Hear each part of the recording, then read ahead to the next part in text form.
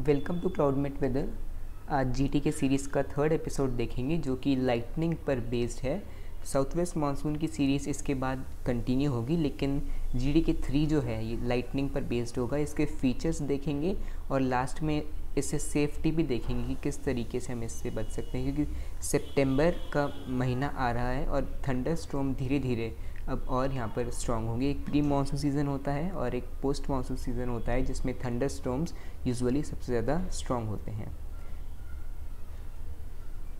तो शुरुआत करेंगे, लाइटनिंग होता क्या है, व्हाट इज़ लाइटनिंग। तो लाइटनिंग ज़्यादा कॉम्प्लेक्स चीज़ नहीं है, वैसे तो है लेकिन हम ज़्यादा डीप में नहीं जाएंगे। आपको बेसिक चीज़ हम एक्सप्लेन करेंगे कि क्या होता है और किस तरीके से ये काम करता है। तो lightning is a electrical discharge which occurs between two differently और ओपोजिटली चार्ज बॉडीज़। दो तरह के चार्ज होते हैं, पॉजिटिव एंड नेगेटिव।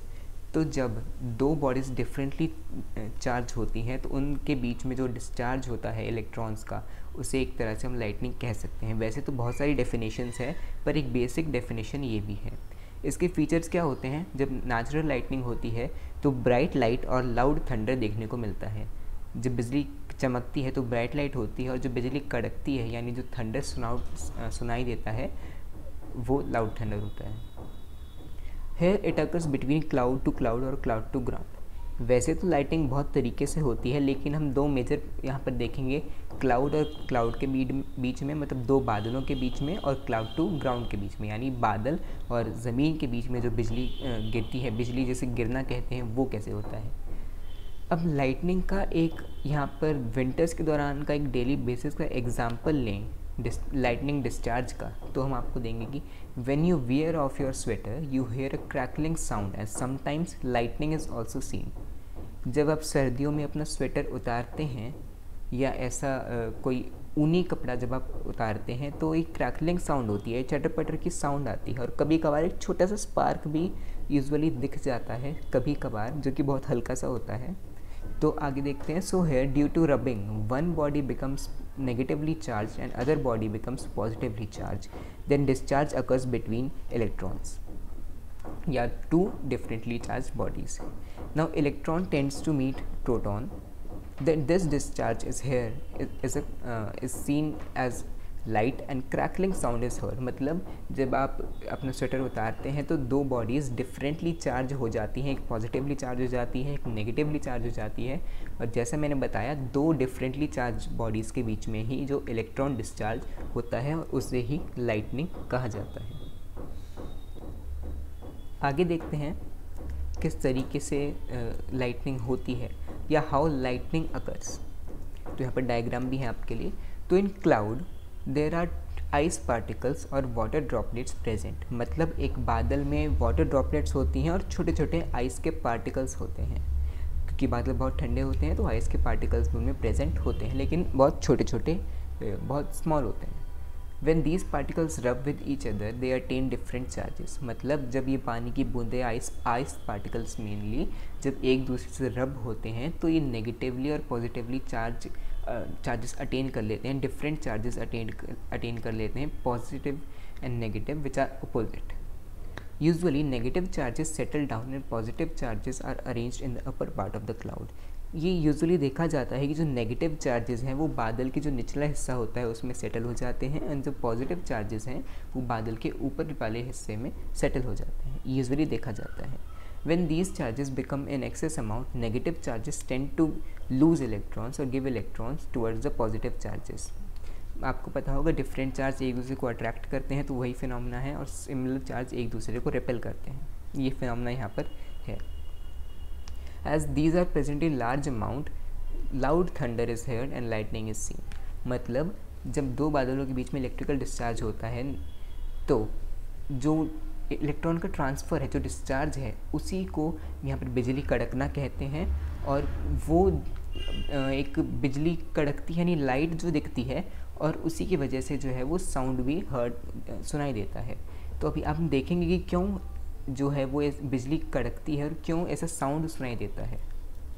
तो ये था क्लाउड टू क्लाउड के बीच में, यानी दो बादलों के बीच में जो होता है। और अब देखेंगे क्लाउड टू ग्राउंड के बीच में, यानी दो एक बादल और एक ज़मीन के बीच में जो बिजली गिरती है उसे किस तरीके से हम देखते हैं। तो in a cloud there are ice particle present, same बात है, वाटर ड्रॉपलेट्स भी होती हैं। अब when these particles rub with each other they attain different charges. अभी जो मैंने पहले बताया वही सेम चीज़ें, यहाँ पर पूरी थ्योरी वही है।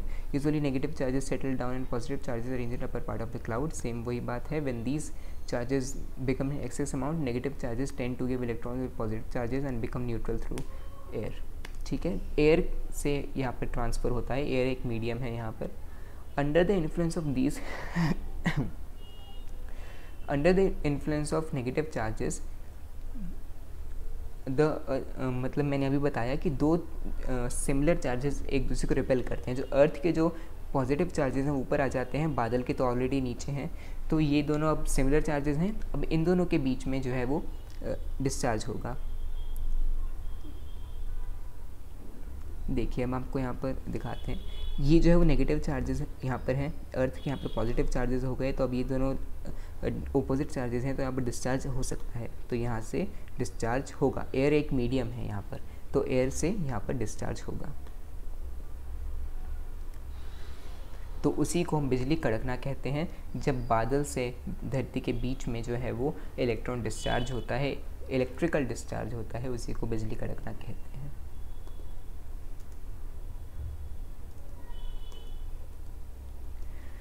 अब बात आ गई कि क्यों बिजली दिखती है कड़कती हुई, क्यों इतनी तेज़ आवाज़ आती है। पहले देखेंगे क्यों दिखती है। When negative charges of cloud lose electron, they get rubbed with atoms present in the air and due to friction, ध्यान देना, due to friction heat is produced and seen as light। जो हवा में जो एटम्स हैं और भी particles present हैं माइक्रोस्कोपिक लेवल के, तो उनसे जब ये रब करते हैं इलेक्ट्रॉन्स और मेनली एटम्स और जो हवा के बाकी इलेक्ट्रॉन प्रोटॉन हैं, उनसे जब रब करते हैं तब फ्रिक्शन क्रिएट होता है। एयर का भी फ्रिक्शन होता है, जब फ्रिक्शन क्रिएट होता है उससे हीट प्रोड्यूस होती है। अब हीट दिखती है लाइट के रूप में, यही है सिंपल, कि जो हीट प्रोड्यूस होती है फ्रिक्शन की वजह से वो लाइट के रूप में हमको दिखाई देती है। अगली जो बात आती है ड्यू टू हीट। अब बिजली कड़कती क्यों है, कड़कती है तो हमें सुनाई क्यों देती है, मतलब इतनी तेज़ आवाज़ क्यों आती है, तो इसका आंसर है कि due to heat air expands, मतलब गर्मी से एयर फैल जाती है, और after lightning is done air expands and after lightning is done air cools and contracts rapidly quickly simultaneously.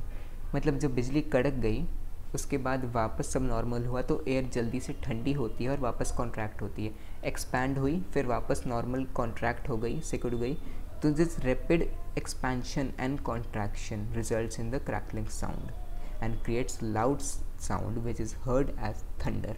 Rapid contraction and within seconds का ये काम होता है, expand and contract एकदम से हो गए, तो उसी को हम बिजली यहाँ पर हमें कड़कती हुई सुनाई देती है। यही एक रीज़न है कि बिजली क्यों कड़कती हुई सुनाई देती है। एयर जल्दी से ठंडी होती है, जल्दी से गर्म होती है, वापस ठंडी होती है, तो रैपिड एक्सपेंशन एंड कॉन्ट्रैक्शन होता है, फैलती है, वापस सिकुड़ती है, तो उसकी वजह से हमको तेज़ बिजली यहाँ पर कड़कती हुई सुनाई देती है। Safety from lightning.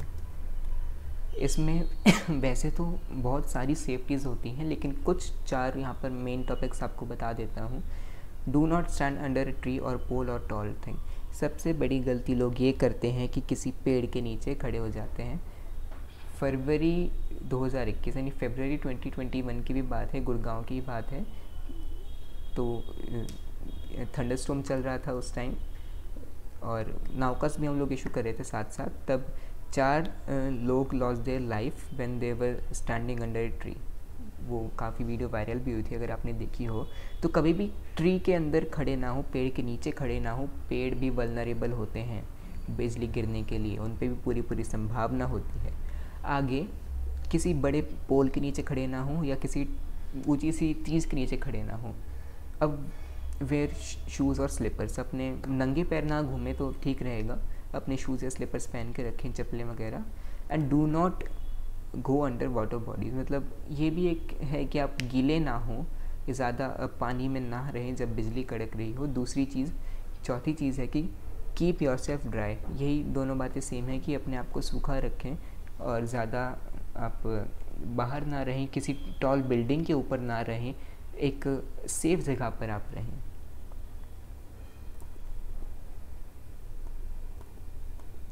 अब एक और बात है इससे सेफ्टी, एक एक्सटर्नल टॉपिक मैंने ऐसे ही ले लिया है, यह अर्थिंग। सभी के घरों में होती है, ज़्यादातर घरों में होती है, ज़्यादातर बिल्डिंग्स में होती है। Transfer of lightning from a conductor to earth, it is just a transfer of lightning from a conductor to earth, usually used in tall buildings and houses. Usually used in tall building, ऊंची buildings में usually use होता है, और tall buildings हैं और जो घर हैं उनमें भी यूज़ होता है, मेरे घर में भी है। When lightning falls over the rod, it transfers it directly to the ground and does not cause any damage। मतलब आप देख रहे हैं यहाँ पर एक बिजली की लोहे की रॉड है, तो अगर बिजली गिरेगी इस बिल्डिंग के ऊपर तो इसी को स्ट्राइक करेगी। लाइटनिंग जो है शॉर्टेस्ट पाथ ढूंढती है ट्रैवल करने के लिए, शॉर्टेस्ट पाथ, ठीक है। तो ये इस पर स्ट्राइक करेगी तो यहाँ से सीधा ये चली जाएगी। ये पूरी मेटेलिक रॉड होती है, नीचे एक मेटालिक या आप कहें एक मेटालिक पाउडर जो होता है, तो उसे यहाँ पर भर दिया जाता है पूरी, वो फिर नीचे ज़मीन से अटैच होता है, अर्थ में अटैच्ड होता है ग्राउंड से, और उससे क्या होता है लाइटनिंग अर्थ में फैल जाती है, और जो मेन बिल्डिंग है हमारी उसको कोई भी डैमेज नहीं होता। ये सीधा जो है वो इस रॉड से सीधा अर्थ के ट्रांसफ़र हो जाता है, पूरा चीज़ फिर ये मिला करके न्यूट्रल हो जाती है, कोई भी डैमेज अर्थ को यहाँ पर देखने को, बिल्डिंग को यहाँ पर देखने को नहीं मिलता। तो यही थी अर्थिंग, कोई ज़्यादा कॉम्प्लेक्स चीज़ नहीं है।